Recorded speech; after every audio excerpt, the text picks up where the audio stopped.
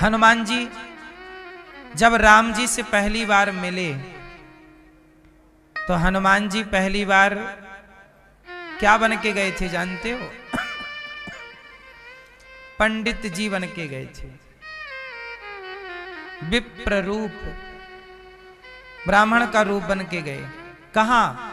राम जी और लक्ष्मण जी आ रहे थे सीता मां की खोज करते करते। शबरी मां के बेर खा के आए थे। शबरी मां ने बताया था ऋष्य मूक पर्वत नहीं राया, आगे जाओ। राम जी आगे आए, हनुमान जी आ गए। कौन हो? कठिन भूमि कोमल पदगामी।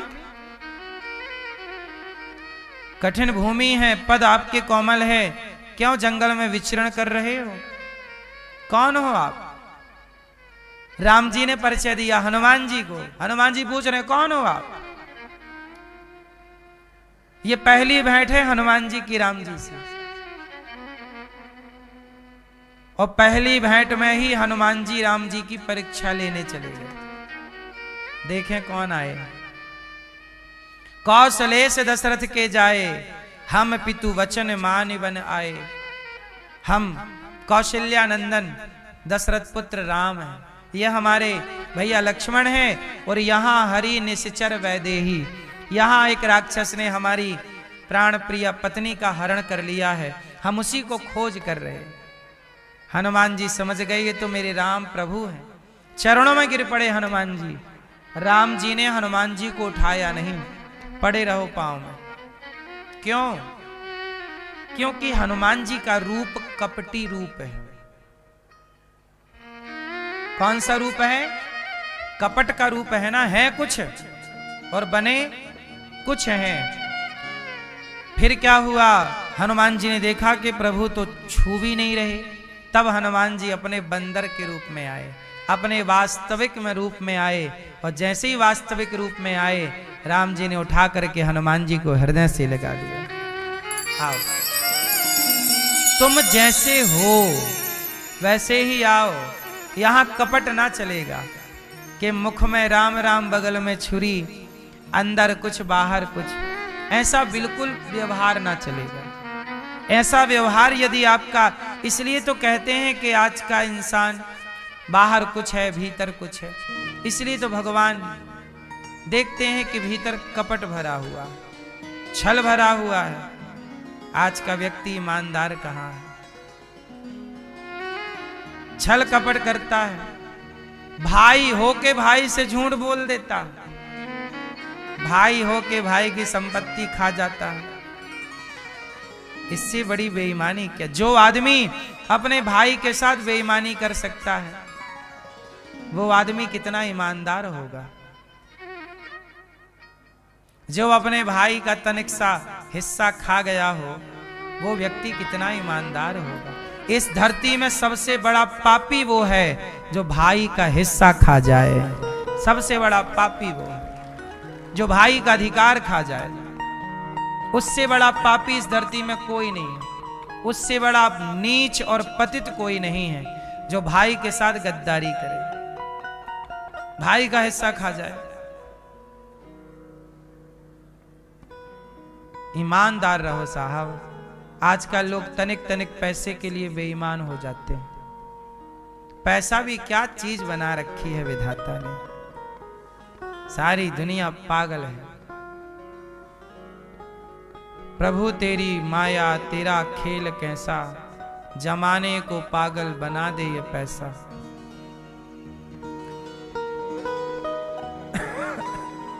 पैसा जरूरी है साहब, कमाओ पर ईमानदारी से ही कमाना। बेईमानी का पैसा ना हो। तो राका वाका ने भगवान विट्ठलनाथ जी प्रकट हो गए, राका वाका को दर्शन दिया। और विट्ठलनाथ जी जब सामने आए राका वाका से कहा कि क्यों तूने पैसे नहीं उठाए?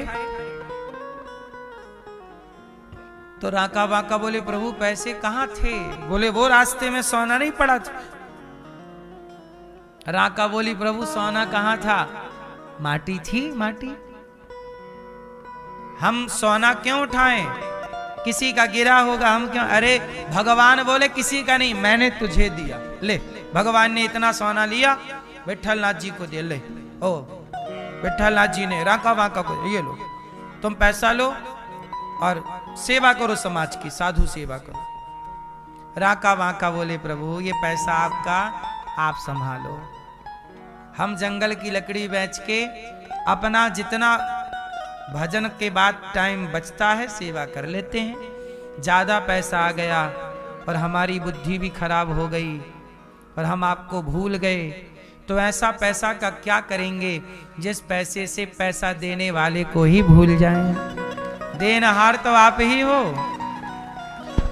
देनहार है कौन, देनहार तो आप ही हो, देनहार कोई और है, भेजत है दिन रैन, आप ही तो हो। तो मैं ऐसा पैसा क्या करूं, इतना पैसा आप दे देते हो कि पेट भर जाता है, साधु संतों की सेवा हो जाती है, अपना गुजारा इतने में, ज्यादा पैसे करेंगे क्या। इससे बड़ी शांति कहां हो सकती है आप बताइए। जो व्यक्ति जितना संतुष्ट है वो व्यक्ति उतना प्रसन्न है, उतना खुश है, और जो व्यक्ति जितना असंतुष्ट है वह व्यक्ति उतना अशांत है। आज अशांत क्यों है लोग, सब कुछ होने पर भी अशांति क्यों है, क्योंकि संतुष्टि नहीं है।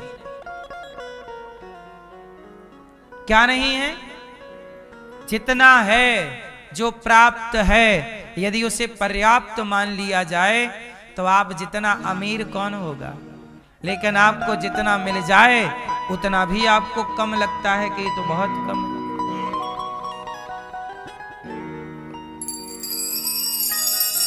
हे विधाता,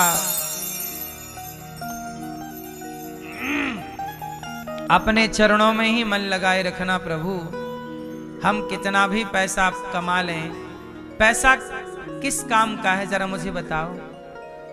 मैं कितना भी कमा लूं मेरा पेट भरता तो रोटी से ही है। बोलो हाँ, रिक्शा वाला भी रोटी खाता है, आप भी रोटी खाते हैं, अडानी अंबानी भी तो मुझे लगता है रोटी ही खाते होंगे कि सोने की बिस्किट खाते होंगे। क्यों भैया, हीरे का पाउडर खाते होंगे क्या, चूरन करके मिक्सी में करके हीरे का पाउडर खा लिया, नहीं क्या खाते होंगे। रोटी चावल तो शायद वो भी खाते ही होंगे, क्यों बोलो हाँ।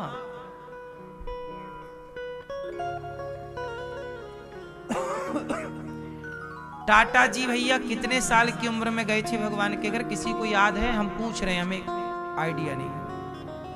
कितने साल के थे जब टाटा जी गए, कितने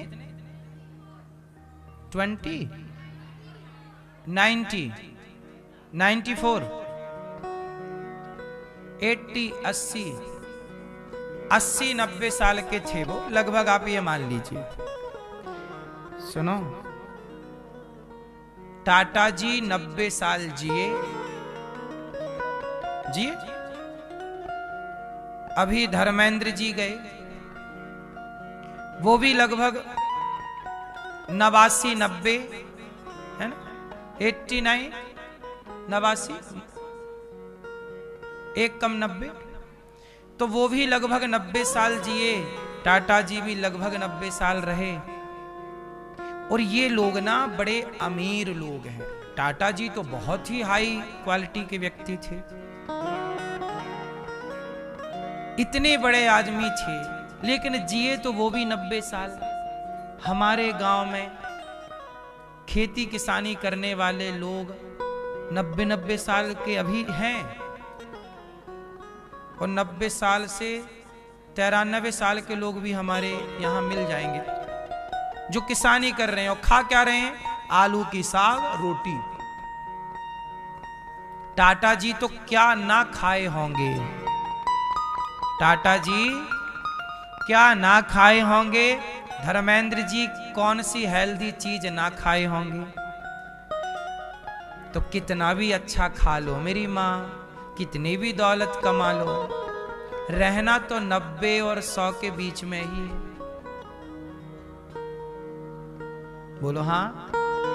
जो आलू का झोल और रोटी खा रहे हैं वो भी 80 पार कर रहे हैं, गांव के लोग, सादा जीवन जीने वाले।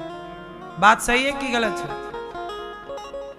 वो कहां प्रोटीन पाउडर और इत्यादि चीजें खा रहे हैं, कहां मिल ही नहीं रही उनको। उन्हें तो बेचारे सवेरे रोटी मिल रही है, सवेरे नाश्ते में भी वो कल की रोटी खाते हैं, अचार रोटी, बासी रोटी, बासी रोटी अचार का नाश्ता आज भी गांव में होता है, आप माने ना माने। बोलो हाँ। फिर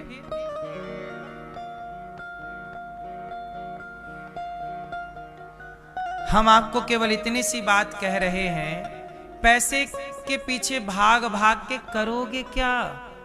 रहना तो 90-100 साल ही है तुम्हें, कि पैसे कमा के 300-400 साल रहोगे? टाटा जी से ज्यादा पैसा कमा लोगे क्या? वो 200-300 साल रहे क्या? वो भी तो लगभग 90 और 100 के बीच में ही गए होंगे, हाँ या ना? इसलिए पैसा जरूरी है, रोटी, कपड़ा, मकान, शिक्षा। पैसा उतना ही कमाओ जितनी जरूरत है। चिड़िया उतना ही दाना खाती है जितनी जरूरत है, बाकी घोंसले में बैठ के अपने बच्चों के साथ समय गुजारती है। ऐसे ही आपको जितनी जरूरत है उतना कमा लो। बाकी आजकल आप लोग कहाँ लग गए वो मैं आपको थोड़ा सा समझा दूं। आप लोग पैसे कमाने में इतने अंधे हो गए कि आप लोगों के पास अपने बच्चों के लिए ही समय नहीं है। आप अपने बच्चों के साथ बैठते नहीं हो, बात नहीं करते, बच्चों को पढ़ाते नहीं हो। बेटा आज चलो तुम्हें हरिश्चंद्र की कहानी सुनाते हैं, आज चलो तुम्हें राम जी की कहानी सुनाते हैं, आज चलो कृष्ण जी की कहानी। कब तुमने अपने बच्चों को कहानियां सुनाई? कब तुमने अपने बच्चों को मोटिवेट किया?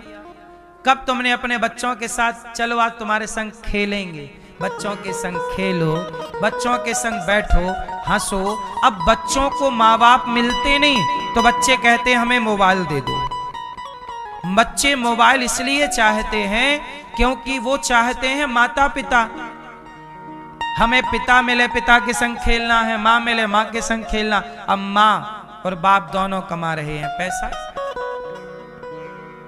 दोनों को पैसे से प्यार है, और बच्चे मोबाइल देख रहे हैं। मोबाइल पे क्या देख रहे हैं? धीरे धीरे वो बिगड़ने लग गए।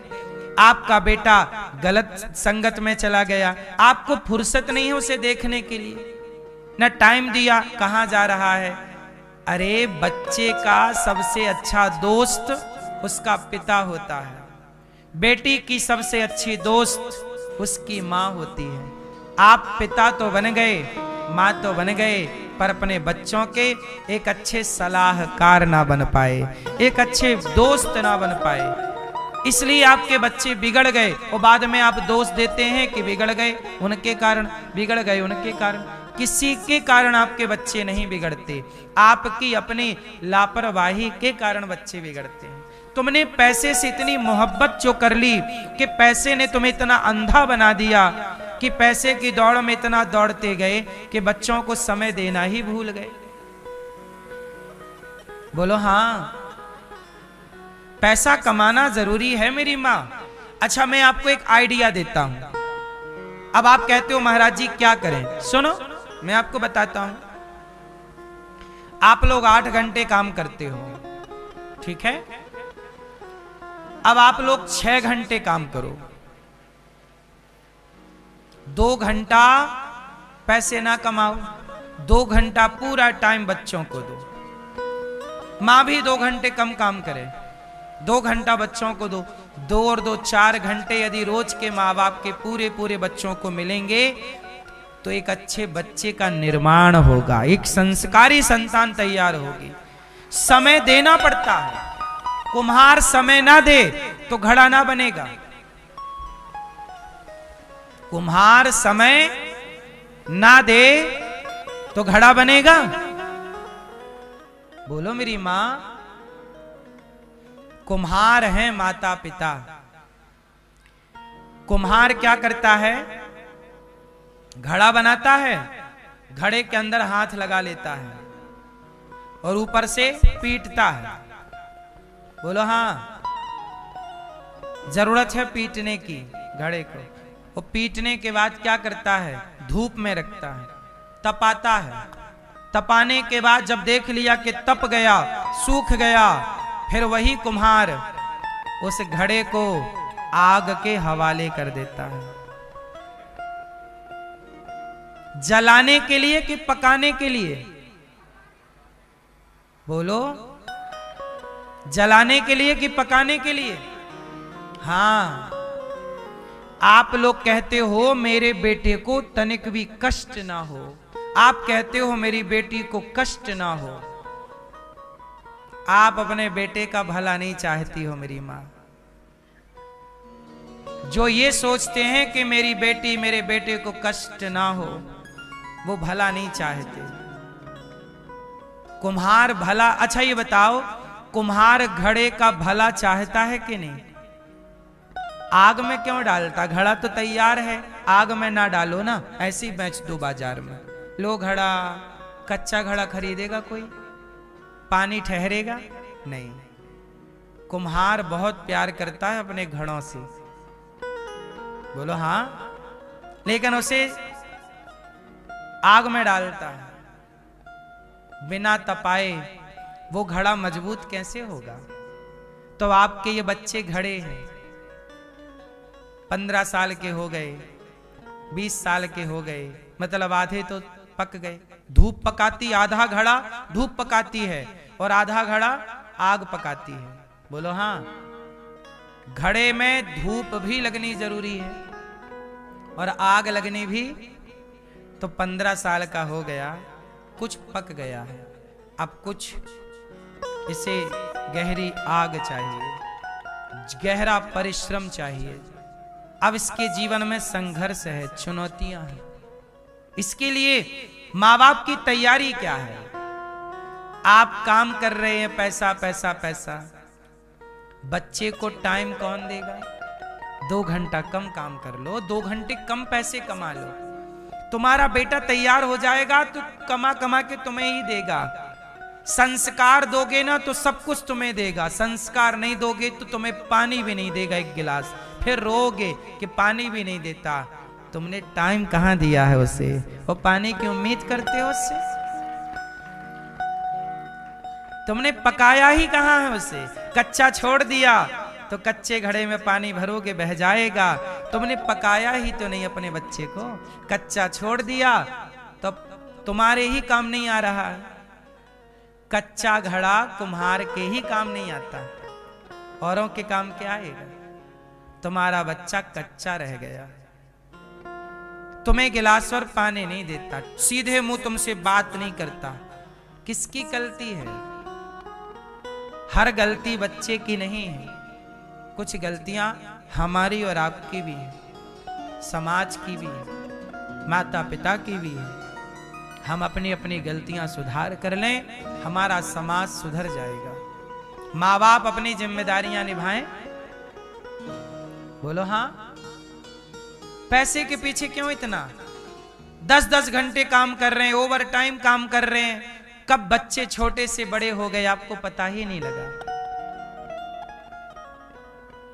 कब बच्चों के साथ आप हंसे हैं, कब बच्चों के साथ आप खिलखिलाए हैं, कब बच्चों के साथ आप खेले हैं, कब बच्चों के साथ आपने रामायण पढ़ी, कब बच्चों के साथ आपने चलो आज टीवी देखते हैं, टीवी में क्या आज एक साथ रामायण देखते, चलो आज रामायण लगाओ टीवी पे, चलो टीवी देखा करो। बच्चे कहते टीवी नहीं देखने दे, देखो ना, तुम भी बैठो, चलो बेटा आज चलो रामायण लगाओ, भरत जी और राम जी का मिलन लगाओ, चलो यूट्यूब पे लगाओ, टीवी पे लगाओ। एंड्रॉइड जमाना चल रहा है साहब, कभी भी चीजें कभी भी आप कहीं भी देख सकते हैं। बच्चों के साथ टीवी देखो, टीवी पे क्या देखो, रामायण, चलो आज रामायण देखो, बच्चा देखेगा रामायण। तुम्हारे पास टाइम है बच्चे के साथ टीवी देखने का? नहीं, भागेंगे हम पैसे के पीछे, वो बाद में रोएंगे बेटा सेवा नहीं करता महाराज जी सेवा। कब तुमने उसको राम का आदर्श सिखाया है? कब तुमने उसे भरत का आदर्श सिखाया है? सच बताओ, गलती केवल बच्चों की है? या माँ बाप की है? फिर बच्चों को टीवी दिखाया करो, टीवी में रामायण दिखाओ। टीवी में रामानंद सागर जी ने कृष्णा बनाया है, महाभारत उसमें पूरा है, सब दिखाओ। रामानंद सागर जी ने इस धरती पर हम सब पर बड़ा उपकार किया है। इतने अच्छे सीरियल रामायण, महाभारत, कृष्णा इत्यादि चीजें उन्होंने दी हैं। देखो, अच्छी चीजें दिखाओ, कथा सुनाओ। चलो बेटा आज कथा टीवी पे लगाओ, आज 3 बजे से 6 बजे तक साधना चैनल लगाओ, श्रद्धा टीवी लगाओ, चलो आज कथा सुन। आज संडे है, बच्चा आज स्कूल नहीं जाना, चलो आज कथा सुन। चलो संडे के दिन बच्चे को कथा सुनाओ, आज कथा सुनेंगे। सा परिवार, पत्नी, माँ बैठी, बाप बैठा, बच्चे बैठ, सब लोग कथा सुन रहे हैं। इससे बढ़िया कोई संस्कार हो सकता है? इससे कोई बढ़िया संस्कार की शुरुआत हो सकती है? टाइम कहां आपके पास? संडे को भी आपको घूमना है, घूमिए। कहां जाना चाहिए बच्चों को लेके? आप तनिक भी नहीं सोचते, बच्चों को कहीं भी ले जाते हैं। बस मैं आपसे ये कहता हूं कि पैसा कमाओ, पैसे के पीछे अंधे ना बन जाओ। कितना भी कमाओगे, खाओगे रोटी अंधे। आजकल आदमी पैसे के लिए लड़ रहा। देखो भाई, ईमानदारी से मैं कमाता हूं, मैं आपका 1 रुपए नहीं चाहता बेईमानी का, और मेरा आप 1 रुपए लोगे बेईमानी से तो मैं लेने नहीं दूंगा। अपना 1 रुपए जाने मत दो और दूसरे का गलत तरीके से अपने पास आने मत दो। रिश्ता भाई भाई का, हिसाब पाई पाई का। मेरा आप लो मत और मैं आपका ना लूं। लाख पड़ा हो मेरे सामने, माटी है। मेरी कमाई का धन मेरा मेरा है, जो मेरा नहीं है बस वो मेरा नहीं। मैं कभी नहीं देखता, सच बताऊं मेरी माँ, जब से होश संभाला हूं, जब से प्रभु की शरण पाया हूं, तब से मैंने आज तक किसी प्रकार से 1 रुपए की किसी के साथ बेईमानी नहीं की। आज तक कोई ये नहीं कह सकता कि आपने मेरे 10 रुपए रख लिए, कि 10,000 रख लिए, कि 10 लाख रख लिए। नहीं, मेरे ऊपर यदि किसी का 1 रुपए चढ़ जाता है तो मैं नींद नहीं आती, मुझे कब चुकाऊं उसका भाई, चुकाऊं, क्योंकि मैं कर्जे में नहीं रहना चाहता। मैं 1 रुपए क्यों ले लूंगा आपका? लूंगा तो मुझे पता है कि चुकाना। तुमसे 1 रुपए लेके मैं मर गया तो 1 रुपया के कारण मुझे तुम्हें चुकाने के लिए अगली बार आना पड़ेगा। मैं इतना बेवकूफ नहीं हूं कि कुछ पैसों के लिए मैं अपना परलोक बिगाड़ लूं, लोक बिगाड़ लूं। ये बेवकूफ लोग हैं जो कुछ पैसों के लिए बेईमान हो जाते हैं। पैसों के लिए क्या बेईमान होना भाई साहब? सोचो, मैंने एक दिन ये बात बता दी है, पुनः दोहरा देता हूं। मैं अपने जीवन में कोई खर्चा नहीं, मैं शौक नहीं पालता। मेरे जीवन में कोई शौक नहीं देखेंगे आप कि मुझे किसी चीज का शौक है, नहीं। जो जरूरत की है बस। आज के लोग परेशान किसमें हैं? शौक पालते हैं, दिखावे की जिंदगी जीते हैं कि उसके पास गाड़ी है तो मेरे भी होनी चाहिए, उसका बंगला है मेरा भी, उसकी जरूरत होगी उसके पास। हमें जरूरत नहीं है, हमें जितनी जरूरत है हम उतना चाहिए। हमें दूसरों का देख के हमें जलन भी नहीं करनी। हम क्यों जलेंगे? आपसे हम क्यों जलें? आप तरक्की करिए, आशीर्वाद है, और तरक्की करिए। आज लोग ईर्ष्या करने लग जाते हैं। हिंदू समाज में ये बहुत बड़ी विडंबना है। एक तरक्की करेगा तो लोग परेशान होने लग जाएंगे। एक गांव में एक आदमी ले आया लालटेन, सबसे पहला लालटेन। एक जमाना था लालटेन का। बोलो हाँ, लालटेन समझते हो? आप लोगों ने देखा? ये नई बच्चे तो नहीं जानते होंगे। लालटेन में कांच कैसे लगाते हैं, उसका शीशा। उस समय एक होता था, खोलो ऐसे करो और लगाओ, उसको उठाओ, स्प्रिंग होता उठाओ, लग गया। बाती थी उसमें मिट्टी का तेल भरना, हमने जलाए हैं लालटेन बचपन में, हमारे टाइम में था। हमारे देखते देखते लालटेन का युग खत्म हो गया। तो जब लालटेन का युग आया, हमारे देखते देखते ना रेडियो का युग खत्म हुआ। आप लोगों ने रेडियो देखा है? ये लड़के नहीं देखे होंगे, बच्चे आज के। हमारे टाइम पे रेडियो शादियों में मिलता था, उस समय हम छोटे थे। क्या मिला? रेडियो मिला, एफएम चल रहा। आज के मुख्य समाचार।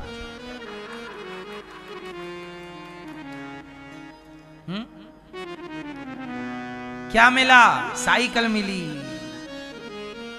हमारे गांव में टीवी आई एक घर, पूरे गांव के लोग टीवी देखने जाते थे। मैं खुद जाता था।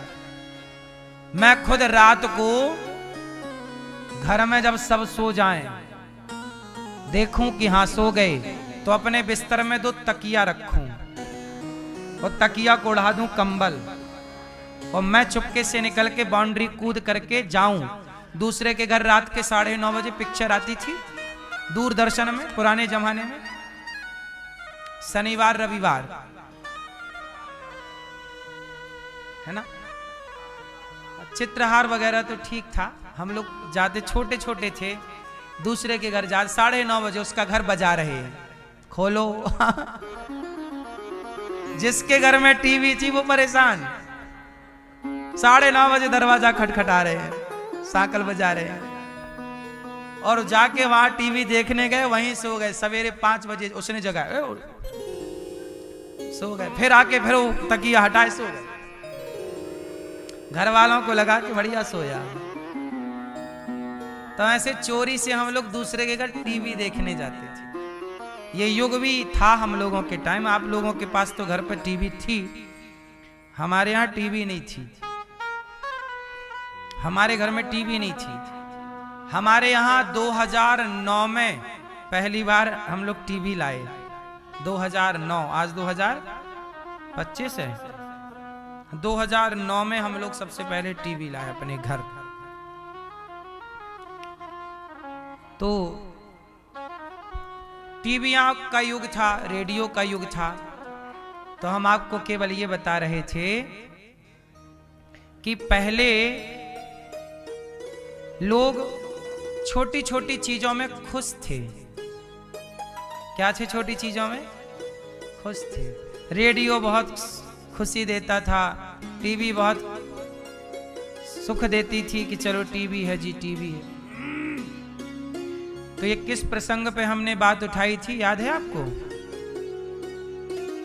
हाँ है? पैसा कमाओ, जरूरतें हैं तो जरूरी है, परंतु देखो जब हमारे पास नहीं थी टीवी, हम दूसरों के घर देखते थे, तब हमने कभी ये भी नहीं सोचा कि हमारे घर टीवी हो।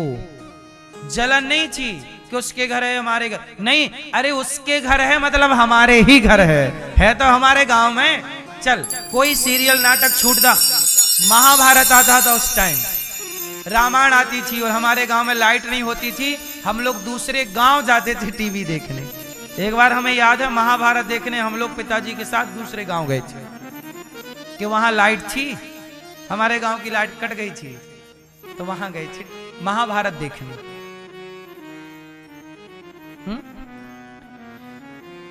ऐसा समय भी देख के खुश थे। ये थोड़ी कि उसके पास है तो हम जलें कि नहीं उसके पास है, काय की जलन, अरे उसके पास है मतलब हमारे। देखो गांव में एक के घर कोई सामान आ जाए ना तो वो सारे गांव का काम करता था। पहले के लोग, गांव गांव नहीं होता था, परिवार होता था। एक के घर ट्रैक्टर आ जाए तो सबके खेतों की जुताई करता, एक के घर ये आ जाए तो सबका काम करता। बोलो हाँ। पहले के लोग लोगों की तरह नहीं थे आज के लोगों की तरह। आज के लोगों में तो जलन है, ईर्ष्या है, नफरत है, घृणा है। पहले ये सब था ही नहीं। पहले का आदमी सरल था, सहज था। पता नहीं वो सरलता, वो सहजता आज की चकाचौंध में कहां गायब हो गई और व्यक्ति के अंदर छल कपट भर गया है। इसलिए कहता हूं पैसा कमाओ, पर पैसे के कारण छल करना, कपट करना, ईर्ष्या करना। हमारे पास कुछ भी नहीं था, हम तो गांव में भिक्षा मांगते थे घर में जा जा के लोगों के यहाँ, तब भी हम खुश थे।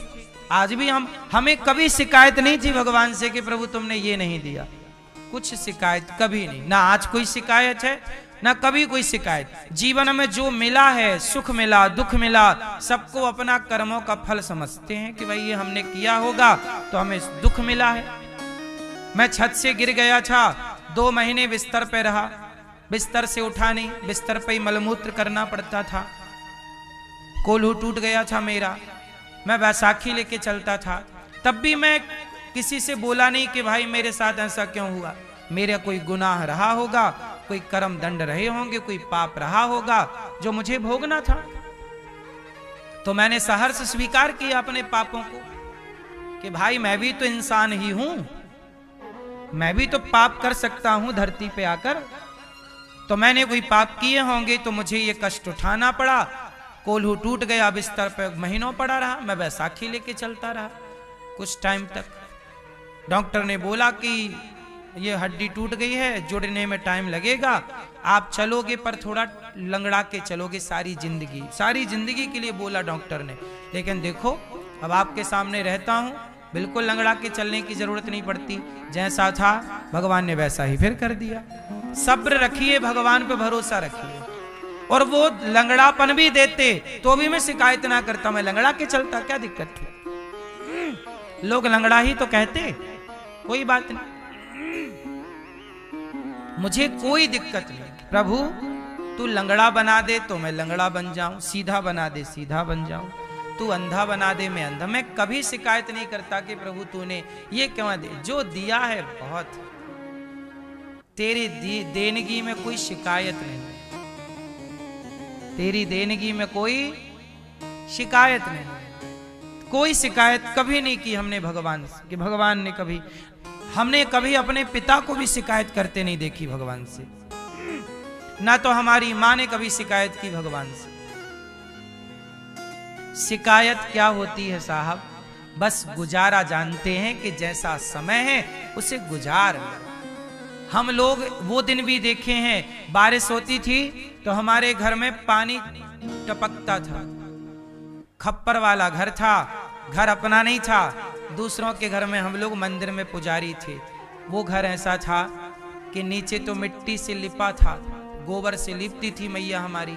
ऊपर बारिश में हम लोग सोते नहीं थे, रात को यदि पानी गिरने लग जाए सारे बर्तन खत्म हो जाते थे कि यहाँ टपक रहा, यहाँ रख दो गंजा, यहाँ रख दो बाल्टी, वहां रख दो तपेली, वहां रख दो, सारा बटा था बर्तन बारिश में। ऐसे जिंदगी गुजारे हैं। फिर शिकायत नहीं थी, शिकायत कभी नहीं थी। भगवान पे भरोसा होना चाहिए। हर परिस्थितियां तो राम के सामने चुनौतियां थी, बिगड़ी बनी, ये तो परिस्थितियां हैं, बनती बिगड़ती रहेंगी। समय कोई एक सा थोड़ी किसी का रहा है। इसलिए मैं आपसे कहता हूं, परिस्थितियों पे ध्यान ना देकर उन परिस्थितियों पे आगे बढ़ते हुए भगवान की ओर दृष्टि हो तो आप सदा जीतते चलेंगे। आपके साथ भगवान है। भूखे कभी सोने नहीं दिया भगवान ने। एक बार साहब सच बताऊं, मैंने भगवान की परीक्षा ली। एक बार मैंने भगवान की परीक्षा ली, ये दास अनिरुद्ध ने। मैंने परीक्षा क्या ली, एक छोटी सी घटना सुनाऊं आपको। परीक्षा मैंने ये ली कि मैंने सुना था कि भगवान भूखा घुमाता है पर भूखा सुलाता नहीं। ये सुना था कि भगवान खाने की व्यवस्था कहीं ना कहीं से करता है। तो आज मैंने ठान लिया कि आज मैं देखता हूं कि भगवान कैसे खाने को देते हैं, किसी से मांगेंगे, देखते हैं। अब हम लोग क्या हुआ, ये उसी समय की बात है जब मेरे एक्सीडेंट में गिर गया, डॉक्टर ने मुझे घर भेज दिया, तो मैं बैसाखी लेके चलता था। उस समय की घटना है। मेरे शरीर में एक बनियान थी और ऊपर मैंने एक दुपट्टा ओढ़ रखा था, नीचे कमर में एक दुपट्टा लपेट रखा था। और बैसाखी लेके मैं और हमारे गांव के चाचा बोले मैं बोला कि देखो मैं गिर गया हूं, पाँव सब टूट गया है, अब ठीक नहीं है जगत में रहना, चलो भगवान की शरण में चलते हैं। तो चाचा बोले क्या चलोगे, तुम तो लंगड़े हो, एक्सीडेंट हुआ तुम्हारा, तुम तो चल भी नहीं पा रहे। हमने कहा चलेंगे, चलो चित्रकूट चलते हैं। हम दोनों बिना बताए किसी के सवेरे 7-8 बजे निकल गए, पैदल घर से पैदल चल पड़े। कहां पहुंचेंगे भगवान जाने। भैया चलते चलते सचमुच हम लोग, कोई गाड़ी वाले जा रहे थे, वो रुक गए, कहाँ जा रहे हो, हमने कहा स्टेशन जा रहे हैं। अरे बैठो गाड़ी में, बिना कुछ ना हेल्प मांगी, रास्ते देखो कैसे तैयार होते हैं। अब हम लोग बैठे, चाचा और मैं बैठे दोनों गाड़ी में, और पहुंच गए स्टेशन में मिल गई ट्रेन चित्रकूट जाने की। ट्रेन में खड़े हो गए, चाचा ने कटवा ली टिकट, उनके पास पैसे थे, मेरे पास तो पैसे नहीं, 1 रुपया। चाचा पैसे वाले थे, उनके पास पैसे थे, चले। हमारे यहाँ के स्टेशन से आगे कटनी स्टेशन है, वहां मैं ट्रेन से उतर गया। मुझे लगा कि चाचा के साथ हूं ना, तो चाचा मुझे घुमा फिरा के वापस ले आएंगे। अब मैं वापस नहीं आऊंगा, मैं अलग हो जाता हूँ। अब मैं उतर के दूर खड़ा होकर देखने लगा, चाचा परेशान हो गए।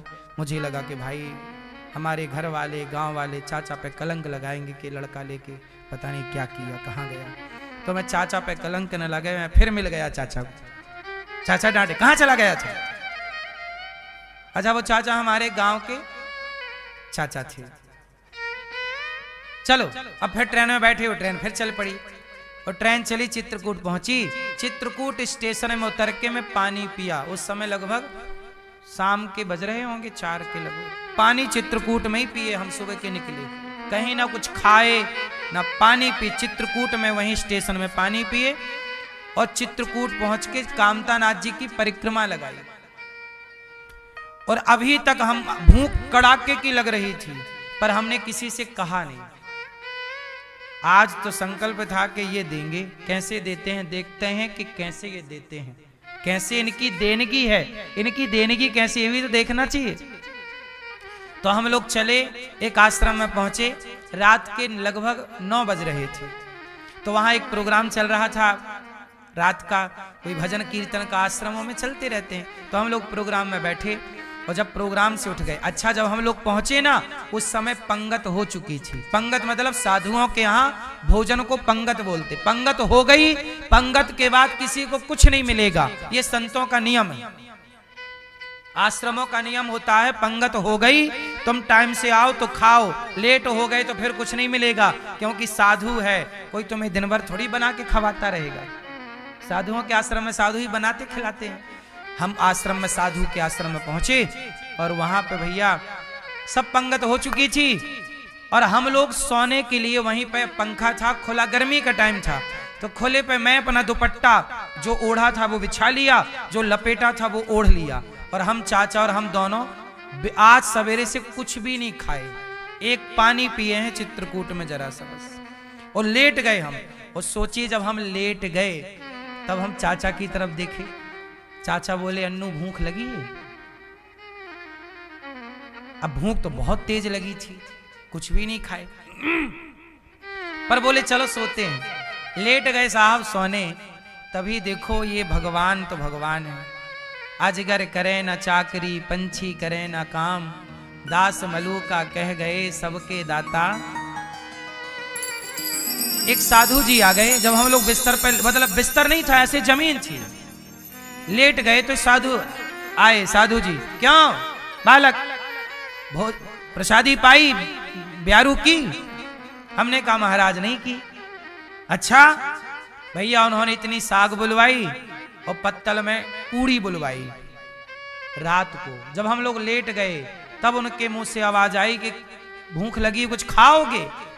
हम समझ गए कि ये खाओगे ये नहीं बोल रहे हैं, भगवान कह रहे हैं कि भाई इन्हें जाके कुछ दो। प्रेरणा उनकी हुई, वरना ये तो हमें पहले भी मिले थे, ये तो पहले भी हमें देख चुके हैं कि हम यहां हैं। तब तो नहीं बोला इन्होंने कि खाओगे, अब बोल रहे हैं खाओगे। वो पूड़ी लाए, साग लाए, तो हम साग और पूड़ी चाचा और हम दोनों फिर खाए पेट भर के। और खा के सोए और सवेरे फिर नहा धो के फिर कामतानाथ जी की फिर परिक्रमा की। तो कहने का अर्थ ये हुआ कि जब आप ईश्वर के आश्रित रहते हैं तो जिम्मेदारी इनकी ही हो जाती है। और मैं तब से आज तक यदि कुछ खा रहा हूं तो इनकी ही रोटियां खा रहा हूं, मेरा अपना कुछ नहीं।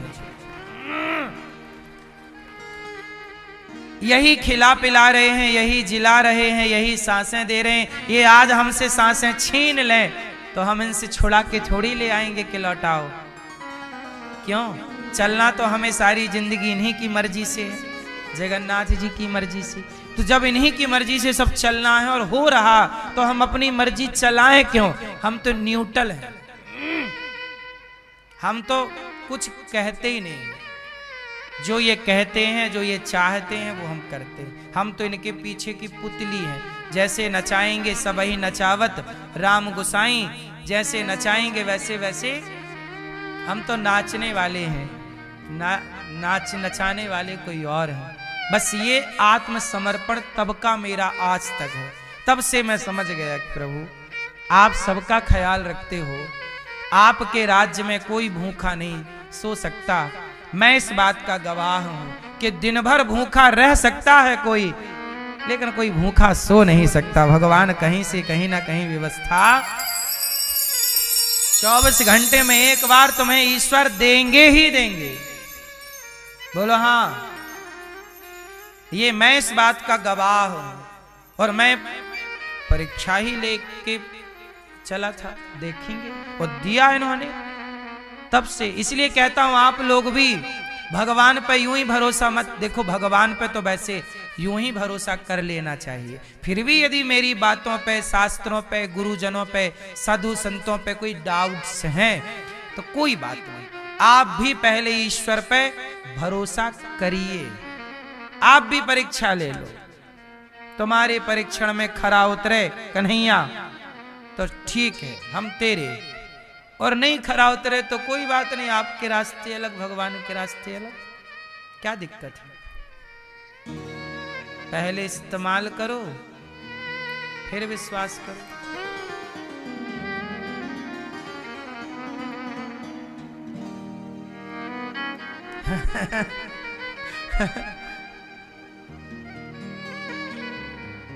पर हमारा भगवान इसमें भी तैयार है। तू मेरी परीक्षा लेना चाहता आजा। यदि आपको भगवान की परीक्षा लेनी है तो हमारे भगवान इतने दयालु हैं कि तुम्हें परीक्षा भी दे देंगे। ले भैया ले ले मेरी परीक्षा। भगवान के जितना देखो, मेरी बात पे भरोसा करके भगवान पे भरोसा करना है तो एक रास्ता ये है कि आप डायरेक्ट कर लो। पर इसमें कोई किंतु परंतु हो तो जैसे मैंने अनुभव किया तुम भी कर लो ना, एक अपने हिसाब से कसौटी पे खरा आप भी उतार लो अपने कन्हैया को। भगवान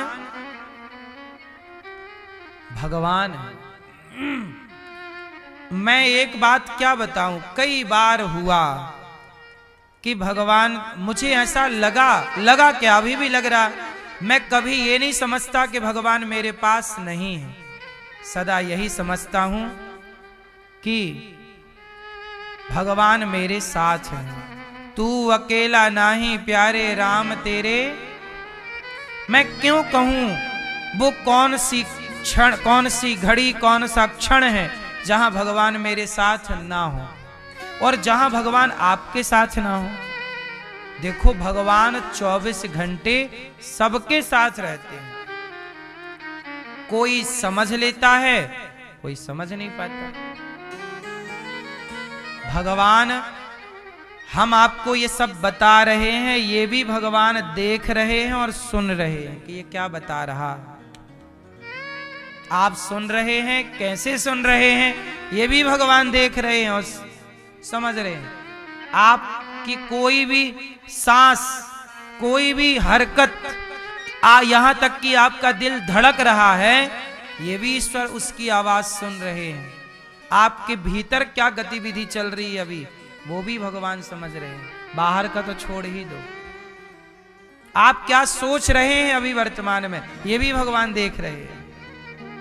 क्या छिपा है। चींटी भी अपने पांव में घुंघरू बांधे चींटी का पांव कितना बड़ा होता है, उसके पांव में घुंघरू बांधे जाएंगे तो कितने बड़े बड़े होंगे। वो घुंघरू बांध कर चींटी भी यदि नाचती है ना तो हमारे भगवान को सुनाई पड़ जाता है। ऐसे भगवान सहस्त्र शीर्षा पुरुषा सहस्त्राक्षः सहस्त्रपात, बिनु पग चलहि सुनहि बिनु काना, कर बिनु कर्म करहि विधि नाना। इसलिए भगवान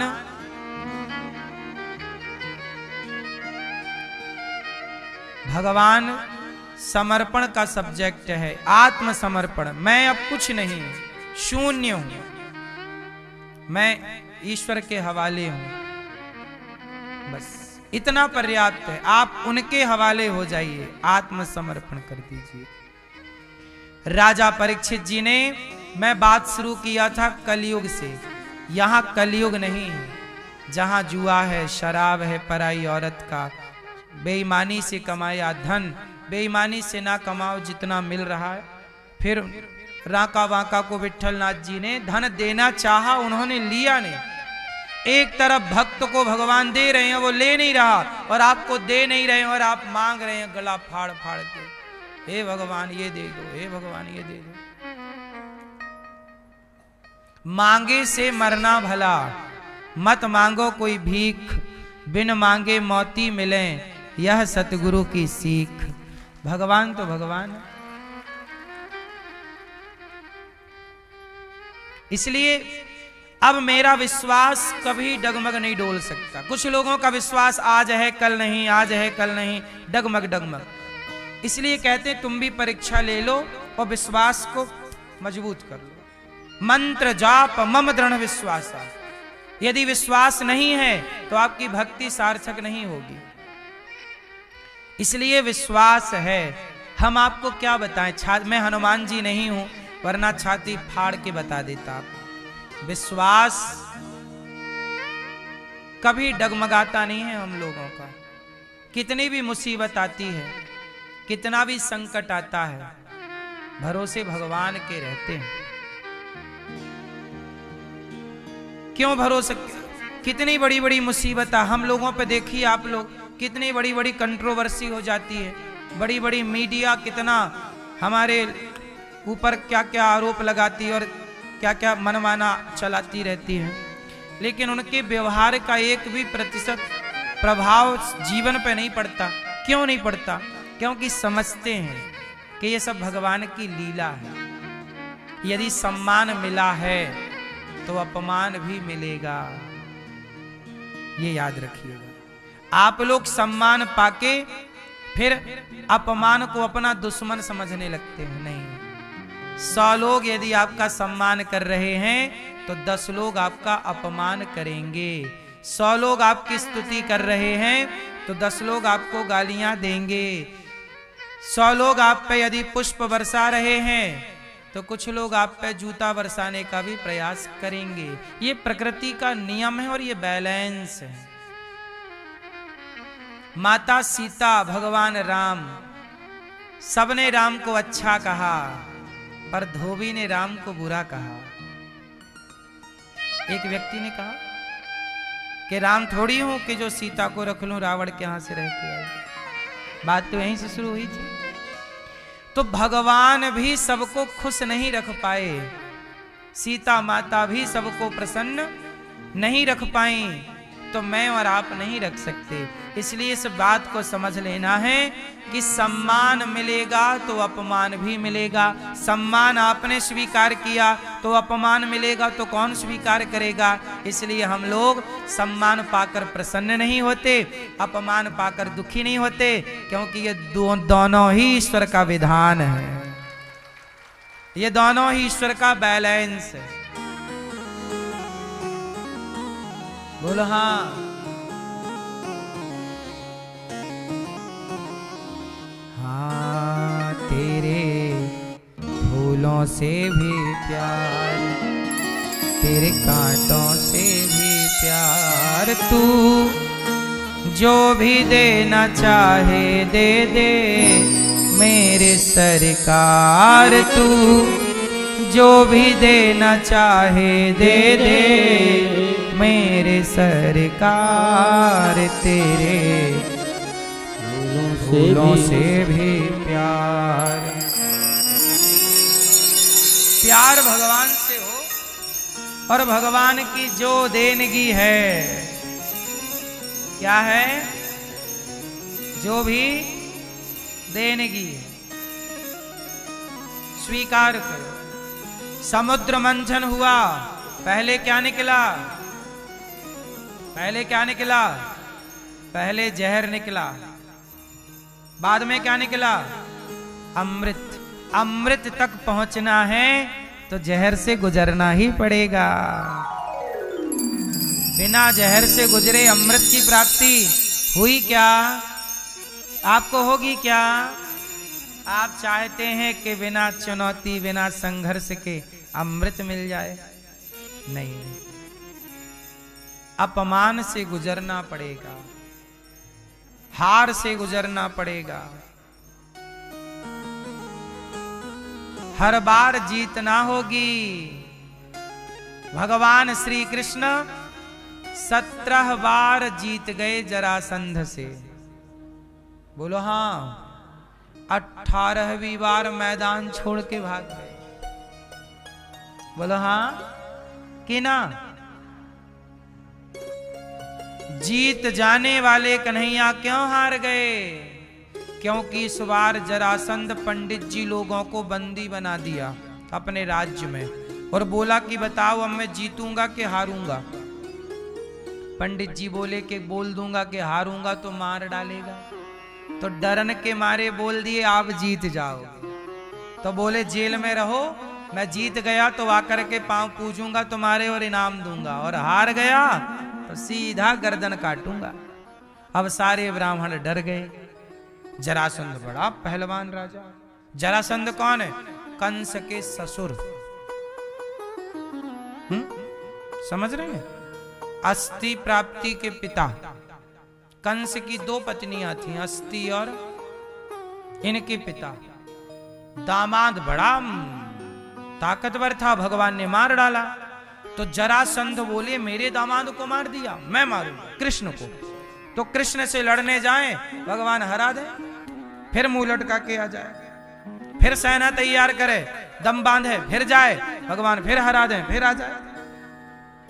अब की बार ब्राह्मणों को बुलाया, सब आओ, मैं हारूंगा कि जीतूंगा? पंडित जी बोले जीतूंगा। अब गया सेना तैयार लेगा। अब सारे पंडित जी बोले हे भगवान अब हार जाना, आप नहीं हारोगे तो फिर हम हार जाएंगे। ब्राह्मणों की रक्षा हो, सोचिए हमारे भगवान कैसे। कल हमने आपको बताया था कि जहां झूठ की जरूरत पड़ी भगवान ने वहां झूठ बुलवाया, और जहां हारने की जरूरत पड़ी, कई बार जरूरी नहीं है कि जीतने से ही जीत होती है, कई बार हारने से भी जीत हो जाती है। नहीं, कई बार झुकने से भी जीत हो जाती है। ये मैसेज कृष्ण दे रहे हैं, हारना भी कहीं जरूरी हो जाता। बाप से तुम्हारी लड़ाई चल रही है तो बाप से जीतने की कोशिश ना करना, बाप से हार जाओ। पत्नी से लड़ाई चल रही है, पत्नी से जीतने की कोशिश ना करना।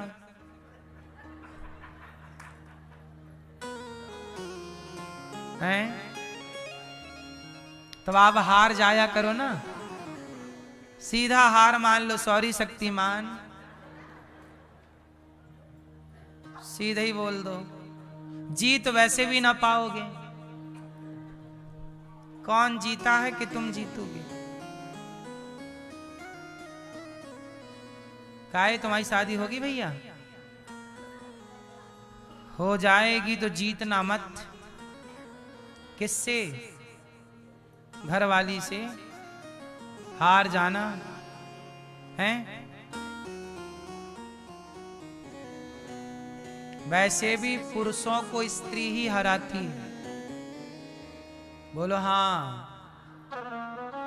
बड़े बड़े ज्ञानी विज्ञानियों को जिन्हें देवराज इंद्र ना हरा पाए, उन्हें स्त्रियों ने हरा दिया केवल मुस्कुरा के। बोलो हाँ, हल्के में ले रहे हो मैया जी को हैं? हमारी मैयाएं तो ना धनुष ना बाण, केवल मुस्कुराएं तो आदमी मर जाए।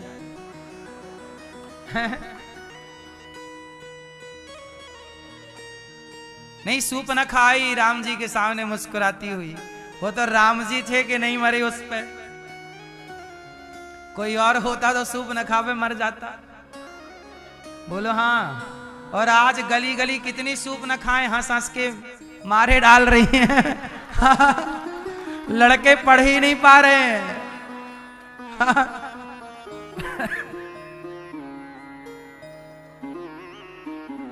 तुम्हारे छोरे को कोई हंस हंस के बुला रही है, वो देखो कम नंबर ले आया। फिर कितना भी बड़ा पुरुष बोले कि मैं बलवान, काय का बलवान? पुरुष बलवान नहीं है, स्त्री बलवान है। धरती पर कोई पुरुष ऐसा नहीं जो स्त्री से हारा ना हो। इसलिए हमारे यहां स्त्री को शक्ति कहते हैं, शक्ति स्वरूपा है। इसलिए तुम वैसे भी जीत ना पाओगे तो मीठी हार स्वीकार कर लो। काहे लड़ते रहते हो? लड़ने भड़ने में कुछ रखा नहीं है। समय भी बर्बाद होगा, पैसा भी बर्बाद होगा, सब कुछ जाएगा। लड़ने में केवल जाना है, आना। समझदार लोग लड़ते नहीं। जहां जरूरत लड़ाई की है तो राम जी फिर लड़े भी रावण से। युद्ध बिना जब नहीं हो तो फिर क्या करें? वहां लड़ो। राम भी रावण से ही लड़े, सीता जी से नहीं। रावण भी राम से लड़ा, मंदोदरी से। बस आप लोग हैं कि जिन विधर्मियों से लड़ना चाहिए उनसे ना लड़के घर वाली से लड़ते रहते। आया और पत्नी को एक थप्पड़ जमा दिया, छट। कुछ पुरुष होते हैं पत्नियों को मारते रहते हैं। काहे मारते हो? इसलिए समझदारी है कि हार जाओ। तो हुआ यही कि राजा परीक्षित जी जो हैं, कलयुग को रहने के 4 कमरे बनवाए हैं राजा परीक्षित जी। एक संत का अपमान करते हैं, 7 दिन में मरने का शाप लगा। परीक्षित जी के सामने जाकर के बोले, संत जी ने कहा, इति लंघित मर्यादम तक्षकः सप्तमे हनि। आज से 7वें दिन तक्षक में डसेगा। परीक्षित जी सुखदेव भगवान से कह रहे हैं मैं क्या करूं? सुखदेव भगवान बोले क्या करूं? सबसे बढ़िया है अंते नारायण स्मृति। अंत में यदि भगवान का स्मरण हो जाए तो जीवन मरण दोनों सार्थक हो जाता है। अंत को सफल बनाओ, अंत भला तो सब भला। इसलिए कहता हूं अंत में भगवान की याद आए ऐसा प्रयास करना चाहिए। कहां चले शादी करने?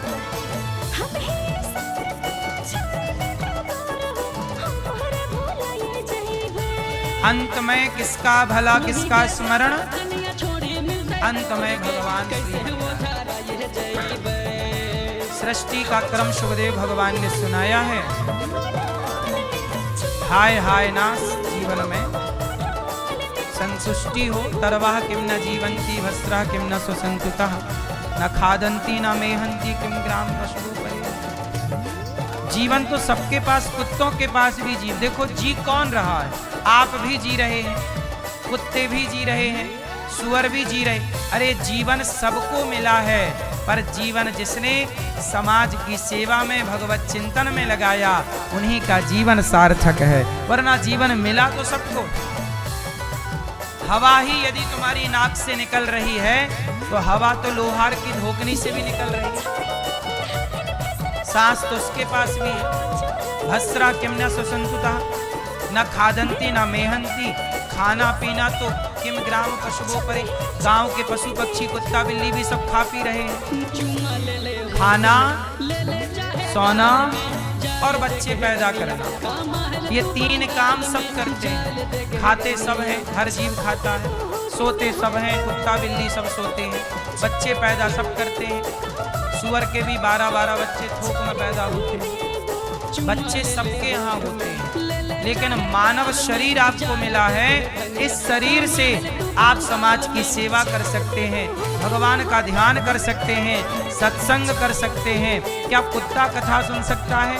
क्या कुत्ता कभी ध्यान लगा सकता है? क्या कुत्ता किसी को 2 रोटी दान कर सकता है? ये मानव शरीर पा करके परोपकार ना हुआ, भगवत चिंतन ना हुआ, तो उन कुत्तों बिल्लियों में और हम में क्या अंतर है? मानव शरीर पाए हो तो जो मानव शरीर का धर्म है वो कार्य करना चाहिए। मानव शरीर का जो धर्म कहता है वो धर्म ये नहीं कहता कि तुम आपस में लड़ो। धर्म ये नहीं कहता कि तुम अपने स्वार्थ के लिए किसी को मार डालो, किसी को लूट लो, किसी के साथ छल करो। ये धर्म नहीं।